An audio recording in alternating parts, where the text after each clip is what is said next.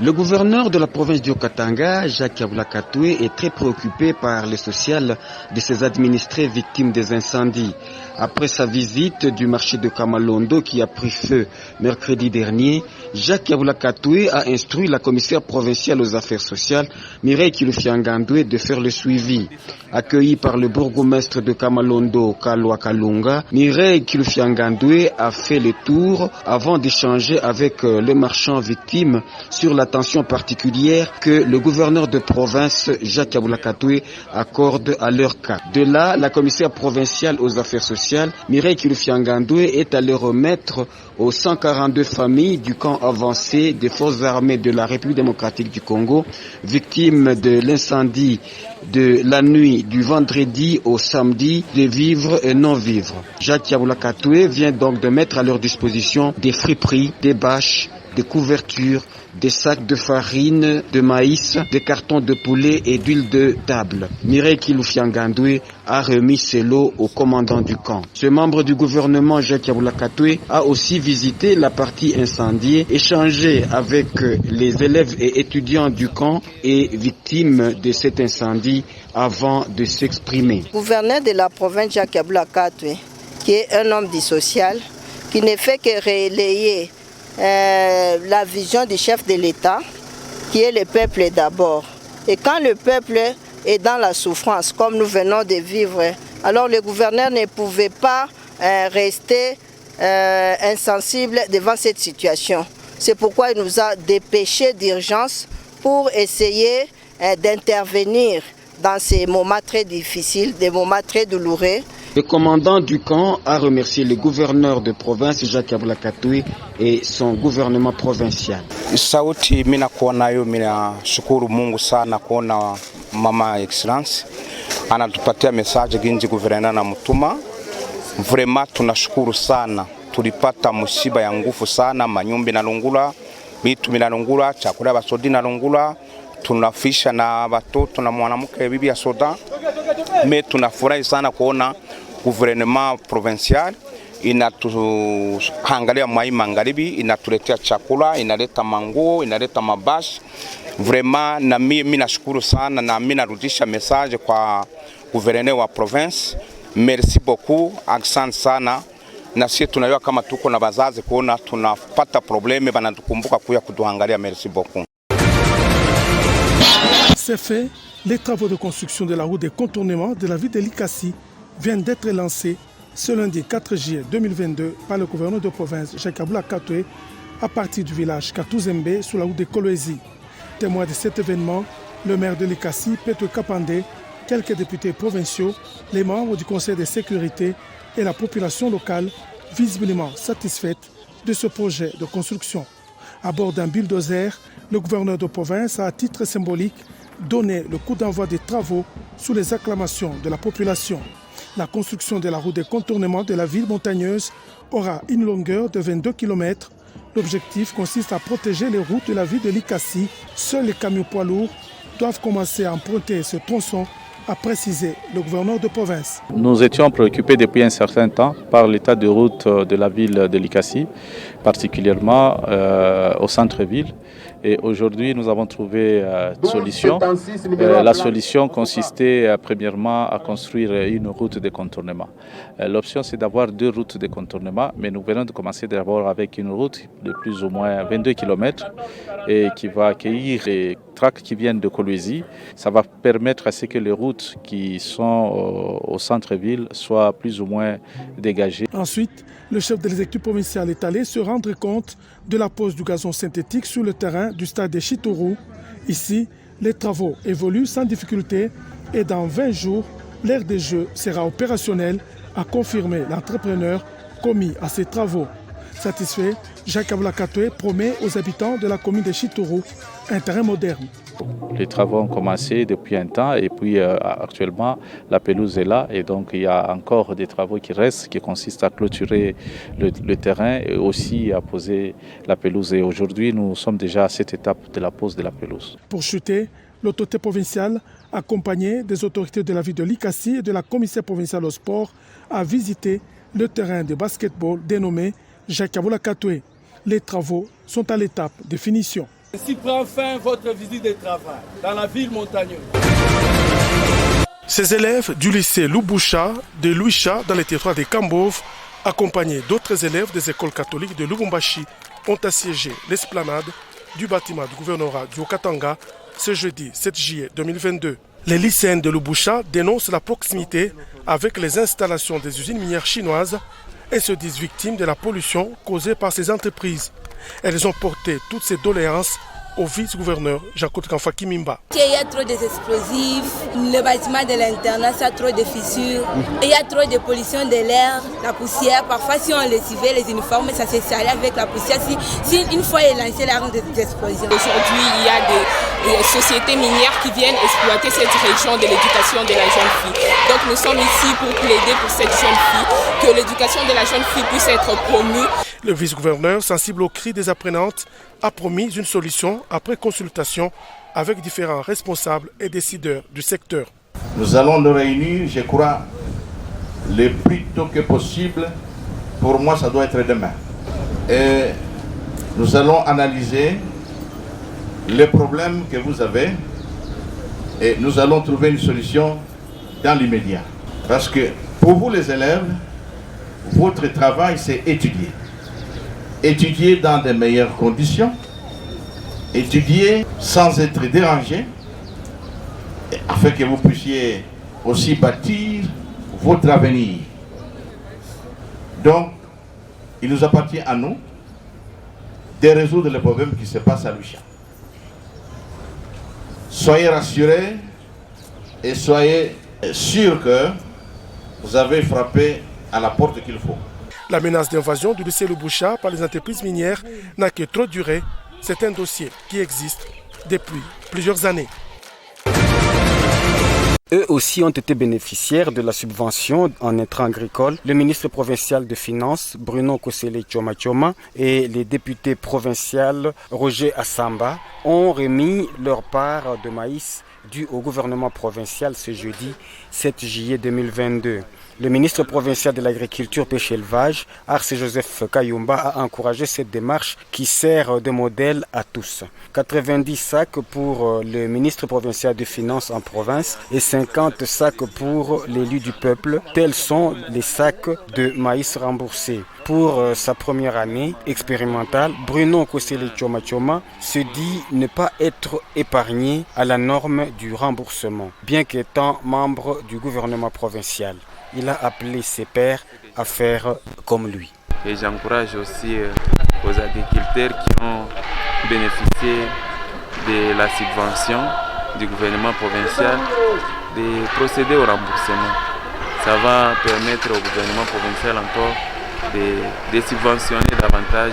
Je vais encore cultiver l'année prochaine pour que nous puissions quand même contribuer tant soit peu à la lutte contre la famine dans la province. Arrivés au terme de leur stage, les étudiants de l'école de pêche de Kilwa sont venus remercier l'autorité de tutelle pour son implication dans leur encadrement. Ils seront affectés dans différents postes dans la territoriale, a dit Magoma Luamba, chef de division provinciale de l'agriculture, pêche et élevage, qui parle du contexte de leur formation. Lors du voyage d'itinérance de son Excellence Monsieur le Gouverneur, à Kilwa, il avait donné comme instruction que le ministre de Pêche et l'Élevage puisse s'occuper des jeunes qui terminaient à l'école de pêche de Kilwa. À ce propos, le ministre m'a demandé de réunir tous ces jeunes gens et nous les avions reçus, nous les avions envoyés en stage et après le stage, maintenant, nous les avons affectés à différents postes à travers le territoire. C'est la ministre provinciale du genre, femmes, famille et enfants, Léopoldine Salilan Condé, qui les a reçus au nom du gouverneur de province. Dans leur mémo adressé au numéro 1 du Haut-Katanga, les femmes et enfants des militaires et policiers de la garnison de Lubumbashi ont exprimé leur soutien aux soldats qui sont engagés au front pour la défense de l'intégrité du territoire national. Ceci a été lu par la présidente de toutes ces femmes réunies, Micheline Bachonga. Nous, épouses, veuves et orphelins des militaires de la garnison de Lubumbashi, regroupés au sein de l'association AMGK en sigle, Association des épouses de militaires du Grand Katanga, et AMK, Association des enfants de militaires du Katanga. Venons auprès de votre autorité marquer notre soutien au FARDC qui sont engagés au front à l'est de la République démocratique du Congo et condamnons avec la dernière énergie toute forme d'agression que notre pays connaît actuellement. Ensuite, portons connaissance à l'opinion tant nationale qu'internationale que mourir la nation est un devoir de militaire. Quant à une agression injuste, non fondée, entraînant ainsi nos familles à devenir très vulnérables, nos épouses à demander le retrait sans condition de belligérants. Par conséquent, nous restons vigilants tout azimut et soutenons toute initiative du président de la République démocratique du Congo, son Excellence Félix Tshisekedi Tshilombo, commandant suprême des forces armées de la République démocratique du Congo et de la police nationale congolaise, pour mettre fin à cette maudite guerre. Après les avoir écoutés, le président Salila Condé leur a promis de faire part à qui de droit. Après l'échange avec le gouverneur de la province du Haut-Katanga, Jacques Abula-Katoué, le directeur pays de l'UNFPI, Eugène Kony, et le ministre provincial de la Santé, Joseph Nsambi-Boulanda, se sont rendus à l'hôpital général de référence Sendoué. Ici, ils ont visité le bâtiment qui va abriter la clinique pour la prise en charge des victimes de violences sexuelles. Bâtiment prêt à recevoir des travaux de réhabilitation financés par le gouvernement Jacques Abula-Katoué. Et cette clinique abritera tous les aspects, notamment les aspects médicaux et les aspects prise en charge judiciaire, puisqu'il y aura des avocats qui pourront aussi intervenir pour leur accompagnement, et aussi les aspects sociaux, donc les aspects d'accompagnement sur le plan social et économique de ces victimes. Enfin, le numéro 1 de la santé dans le Haut-Katanga, Joseph Nsambi-Boulanda, a conduit la délégation à la polyclinique Benker, une structure médicale qui prend gratuitement en charge les femmes victimes de fistules urinogénitales. Ces femmes en observance et celles en traitement ont reçu des kits de dignité de la part de l'UNFPI. Nous sommes venus remettre les kits de dignité qui englobent beaucoup d'articles pour la dignité de ces femmes. Donc après les opérations, elles doivent être réinsérées dans la société. Donc il y a une vingtaine de femmes qui attendent d'être opérées, mais il y a aussi d'autres qui sont déjà opérées. La délégation de l'UNFPI a aussi visité les différents services de la polyclinique Beniker. C'est un envoyé spécial du gouverneur du Haut-Katanga, Jacques Abula-Katoué, que le ministre provincial des infrastructures, Miguel Katem Kachal, a été l'hôte à Kinshasa du ministre d'État et ministre national des ITPR, Alexis Guissaro. Au menu des échanges entre les deux personnalités, la réhabilitation et la construction des principales routes de la province qu'il préfère, notamment les routes Kambove et Kipushi.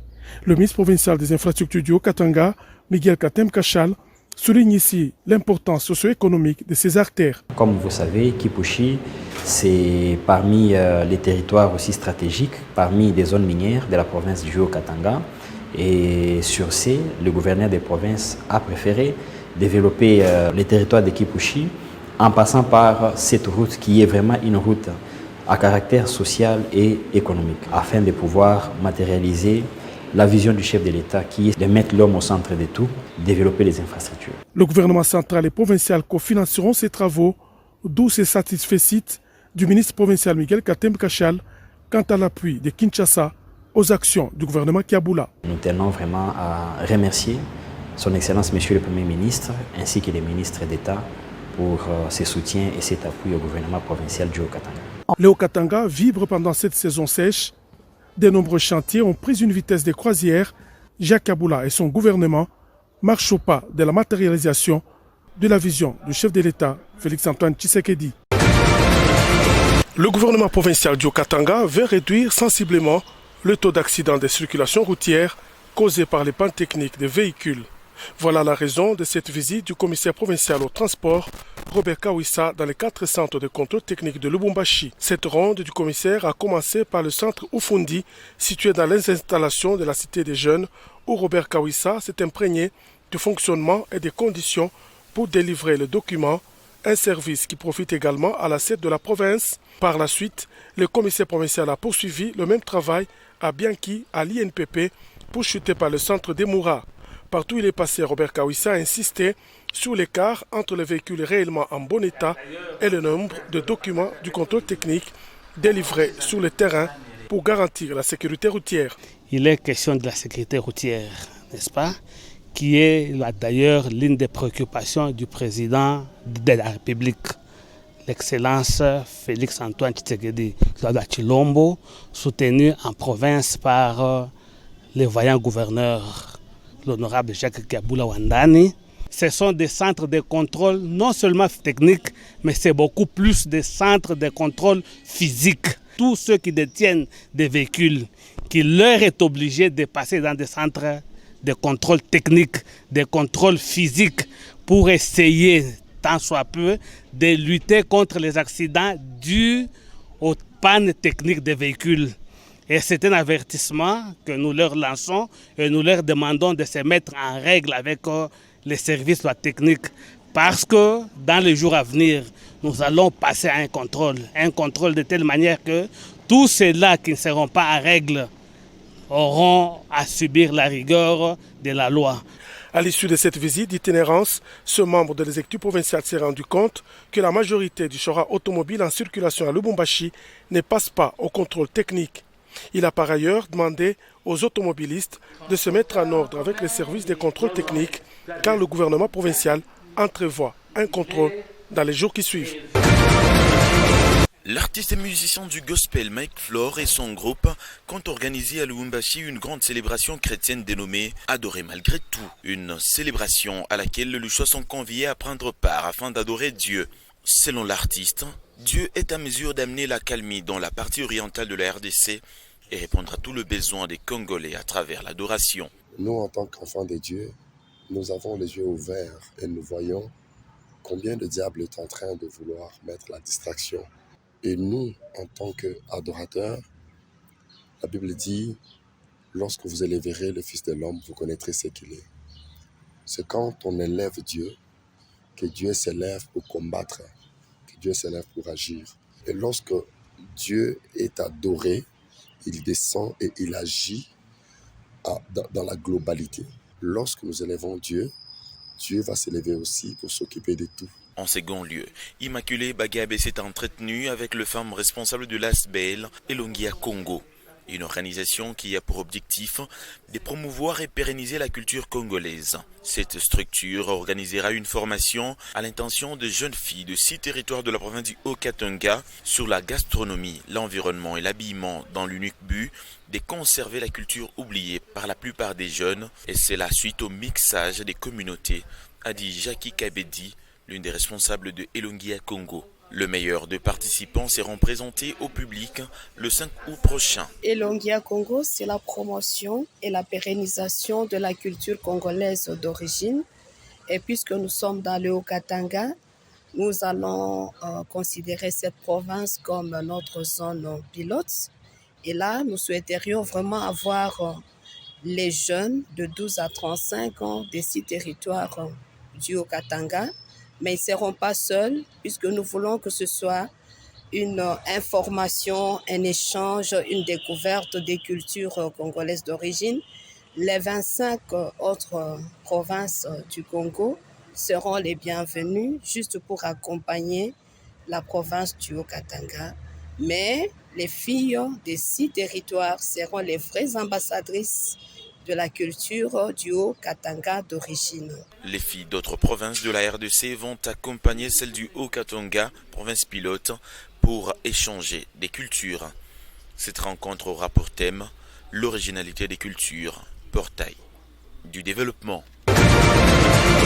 Conduites par leur présidente, ces Miss Étoiles Haut-Katanga sont venues rencontrer la commissaire provinciale à la culture et aux arts, Immaculée Bagabe, pour lui présenter les candidates qui évoluent depuis cela 2 mois. Elles sont passées par des étapes de recrutement, casting, vote et des challenges. Elles subissent actuellement des formations. C'est ce qu'a déclaré Jennifer Babadi, l'initiatrice de l'événement. C'est la première fois que son Excellence a eu à recevoir toutes ces Miss. Malgré que c'est leur événement, mais ils voyaient que les filles sur des photos, des vidéos, des sorties, casting. Alors je te veux venir présenter les candidates pour la suite d'événements. On a déjà eu à travailler. Avec les Miss, on a voulu promouvoir maintenant cette valeur de Miss. Parce qu'il y a un moment là, qu'il y a eu des agences qui ont eu à organiser des compétitions. Après avoir élu leur Miss, il n'y a pas de suivi de leur projet, il n'y a pas vraiment d'encadrement. Alors c'est le commissariat maintenant qui prend en charge pour dire que les top 5 gagnantes, on va leur accompagner avec leurs projets et puis les encadrer.